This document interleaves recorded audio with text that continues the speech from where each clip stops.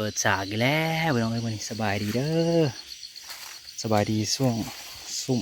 2 ทุ่มปลาย2 ทุ่มร้อนฮะมันลุยอีกเลยพี่น้องเอ้ยยามเบ็ดตัวแรกแหกมานะอ๋อจับเงาแต่ท่านได้ลุยเบ็ดดอกฮะก็ได้ยามเบ็ด2-3 หลังหนึ่งห่อนเลยนี่ตัวแรกมันยามเบ็ดพี่น้องอย่างจนเมื่อยเลย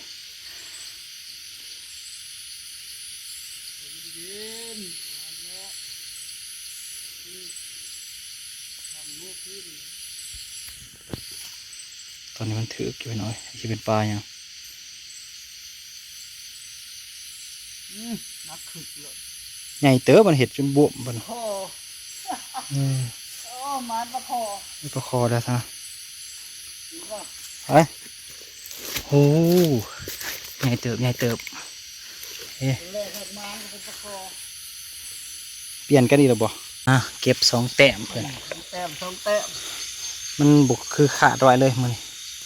เป็นน้ำมันขี้มาหรือว่า ขี้ ขี้มันหนีบ มันอีกอย่างปลาดุกเลย ขี้มันหนีเพราะว่าป้าบอสกินเหงื่อมือโอ้ยผิดพลาดอย่างรุนแรงได้จะเป็นยาก เบิ่งได้เหือพอถ้าอาบน้ำสิบ่ให้พร้อมจังได้ คือขี้มันก็ได้ในเป็นลืมลุกน้ำยาขี้ข้าว หามันมากินน้ำอยู่ในพอละมันคืนนี่ถือ3 หลังเลี้ยนเลยอันนี้ถือตัวหนึ่งก็ยังไข่อยู่ เรียนว่ายังลงเรืออยู่ สำคัญอีกเด้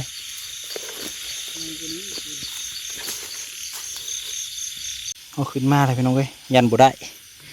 มันเคยหลุดไปเลยได้ประคอเพิ่มอีกแล้วอย่าดิ้น1 ตัวมื้อนี้บ่มีรุ่นบ่ได้ดอกมื้อนี้นะเบิ่งเลยเหงาเลย เงาเลย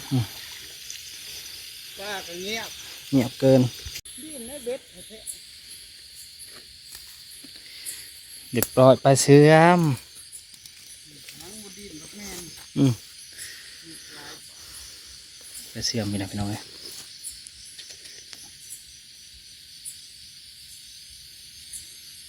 หลบจนเหงาทางใต้ดินแห้ง เฮียตา ทางใต้ดินแห้ง ไปท้าพุทธะ เบิ่งปลาขาวก่อน เนี่ย ลงนานแล้ว แล้ว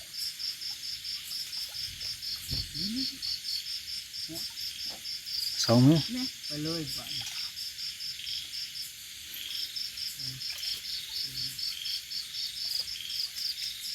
โอ้ขาดอีกนิด มองเก่ามองเคยหลุดนี่ถึกแล้ว เด็ดเลย ดุกอีแล้วเรียบร้อยดุกพี่น้องเอ้ยถึกอีแล้ว กินบุอิ่มแล้วเหรอ จับมาใหม่ เอามากิน มา ลูก เหมือนเกิน ใส่แข่งกัน ไปแข่งกัน ง่ายมาอยู่นี่เป็นออกมานอกอีก แต่ว่าน้ำเบ็ดอะไรรอ เปลี่ยนหม่อง เดี๋ยวก็ยังน้ำกินเบ็ดเจ้าของเดิมคือเก่าดุกไปจิพอตัวหนึ่งจนเมื่อย เป็นเมื่อยก็จะได้ใส่งามบานนี้ปีกมันแซ่บใช่ไหมมันปีกมันเจ้า คือสิบุได้ปล่อยได้ไปเดี๋ยวจะได้ปล่อยลงมาหีบปีกกินแล้วกันนะเนี่ย จะเริ่มมืออื่น ทางเบิ้งต้นเสา ได้อื่นง่ายจะเถิดขึ้น เที่ยวพ้นตกวันนี้มันหาวเนาะ เลี้ยงวังอย่างนี้ ไปดุกใหญ่ขึ้นมาแล้ว ใจลูกใหญ่ปะขัดจะพัก โอ้โถ โบตีนสมออยู่พอไปจับคันพอตัวย กให้เบิ้งดูหักแล้วเลยหักแล้วสักก่อน อ๋อตะปีกมันจะส่วนรุ่นนี้นะขักอะไรอ๋อทุกคันจำหนามเมบจำน้ โอ้ยหนองเรืองง่ายเลยผมได้สำนี10 โตเลยโลได้ก็ได้ ำขั้นขั้นอ่อนๆนะถ้าเลือกใส่อย่าบ่ขึ้น เกือบบ่ขึ้น เลือกมันออก คนก็เริ่มมาแล้วมายามให้เพิ่นก่อนบอลนี่มักตะลุน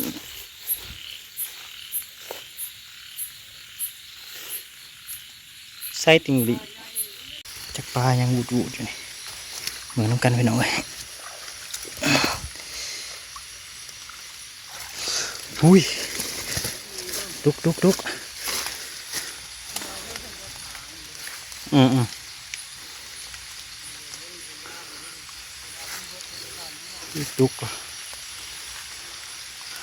ฟังเป็นไดมิดใส่หม้อฟังนี่ครับมิดใส่หม้อ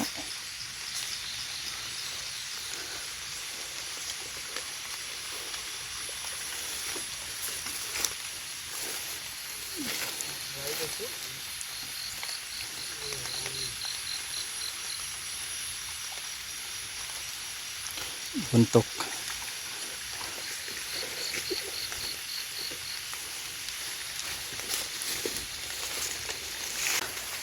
ค่อยๆลงขึ้นมาเด้ขั้นมันอ่อนเด้ลงแห้งก็ได้ โอ้มาอีกแล้ว เอาแล้ว เหลือง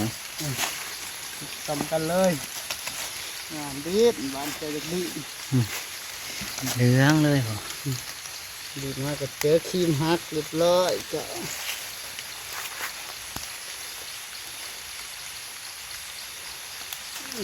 ง่ายก็ มึงคอยวะ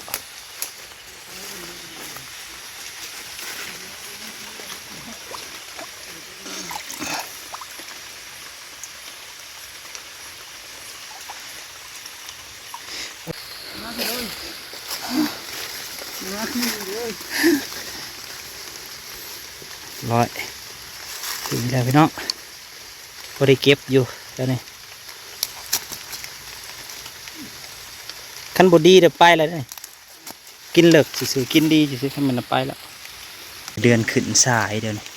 สงสัยอยู่อุ้ยขึ้นมาอีกแล้ว งามเลย อุ้ยกระม้วนได้คันแนวนี่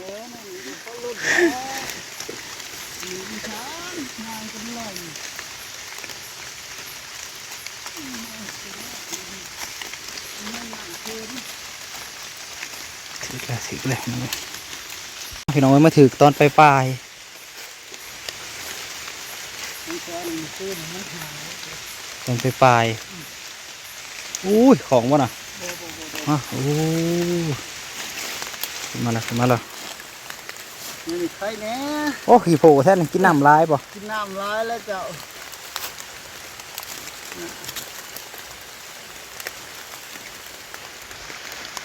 พอได้เก็บพอได้เล่มอยู่ท่าน เลย ถือแกเว้นผมได้นี่ ใส่เติมเย็นแล้วใส่ก่อนเลยใส่แต่เบ็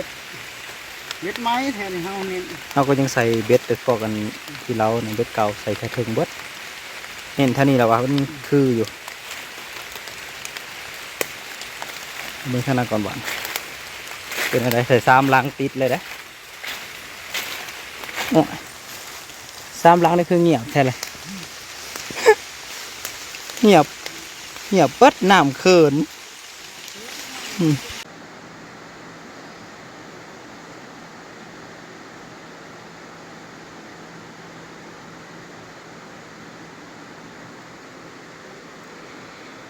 เข้ามาในเฮือนทางนอกฝนก็ยังตกอยู่พอได้กินเนาะพี่น้อง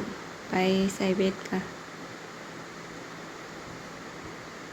พอได้กินแล้วก็ได้ขายน้ำเล็กน้อยลูกชายก็รับแล้วตอนนี้รับปุยๆแล้ว เราสิเปลี่ยนใส่สุดใหม่บ่เอาบ่ใส่หมักแห้งสุดนี่สุดหมูเด้งไหมแล้วตื่นเช้ามาจังงั้นถอดให้เพิ่นเปลี่ยนใหม่ให้เพิ่นฝนตกเข้ามาในเฮือนก็อุ่นพี่น้องบ่ได้หนาวดอกอากาศธรรมดา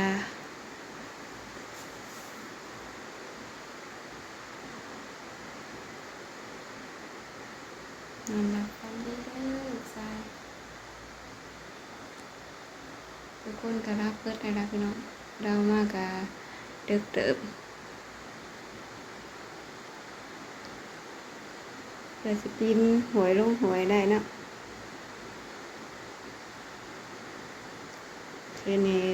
อากาศดีฝนตกลิ้นนอนหลับฝันดีกันเบิดสุขคนดาวกับเมื่อยแองรับแบบเป็นกระห้าการรับฟังบ่เฮิงนี่แหละพี่น้องถาจนพอมาจังได้นอนถามว่าพอไปใส่เบ็ดเพิ่นว่ามือจักอีกเบ็ดนั่นว่ะถาเบิ่งแต่ว่าสิพาเพิ่นออกไปพอดีฝนตกอายหยันถึกอายฝนก็เลยบ่ได้พาไปเบิ่งนี่นะพี่น้องเอ้ยพอกันใหม่เด้อขอบคุณ FC เบิดสุขคนที่มาเบิ่งมาชมพอกันใหม่สบายดีสรุปยามรอบเดียวสิพากันกลับแล้วบ่ไหวได้บ่หลายนี่แหละอันนี้แหละเซ็ตเบิ่แล้วบ่รู้จังได๋ได้ปลาดุกอยู่บ่หลายโตอยู่ประมาณ 6-7 โตมีแต่ตัวใหญ่อยู่ด้วยแหละ งามอยู่ได้ ทั้งนั้นเด้นี่ก็งามเหมือนกันโอ้โอ้ประคอมันก็ได้ เดี๋ยวไปดูโตเดี๋ยวไปดูหา